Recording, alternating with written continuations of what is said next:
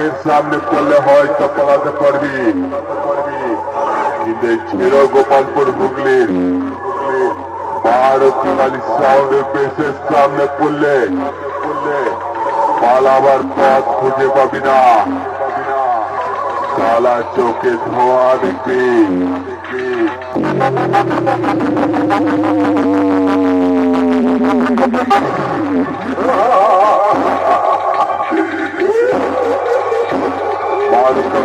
বারোখালি sound